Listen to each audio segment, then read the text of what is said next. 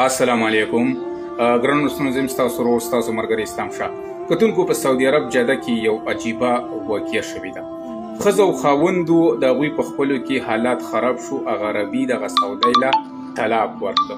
چې طلاق یې ورله ورکړه نو دغه سعودی په نوم باندې یو ګاډی و او هغه ګاډی به بیا دغه سړي استعمالول.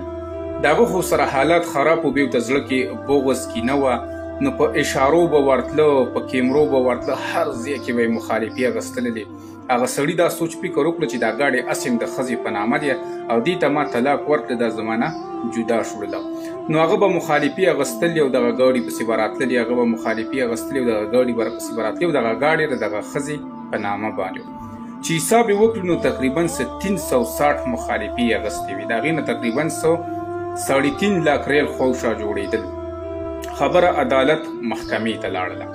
ښځې ورته وویلې چې زما د سره حساب کتاب ختم شوی دی، دا ګاډی ټیک ته زما په نوم باندې دی، ما ته طلاق میلو شوی، خو دا ګاډی ما نه دی استعمال کړی. نو چې کله خبره شروع شوه، کیس وچلېده نو هغه مخالفي په هغه سړي باندې راللې. نو دې ته ویلی کېږي نظام، دې ته ویلی کېږي قانون.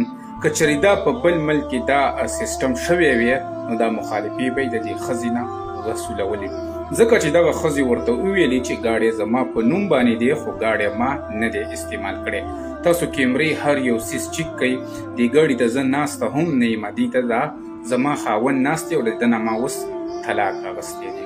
نو چې هغه حساب وکړو تقریبا 360 مخالفي وي، تقریبا 3.5 لاک ریل د هغې نه جوړېدلو او هغه بیا دغه سړي جمع کړل. هغه سړی حیران شو، سوچ فکر کې لاړ دی چې دا څنګه چل دی، ګاډی خو د دې په نامه باندې و، زما دې سره بغض و کینه و.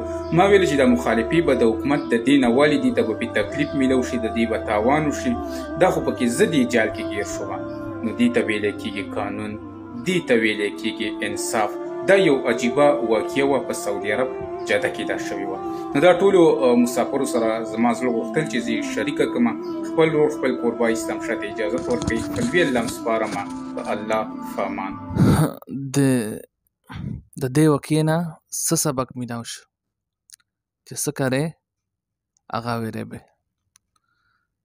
د بل چا نقصان چې غواړې الله رب العالمین وې په تو خپله راولي. د الله په امان.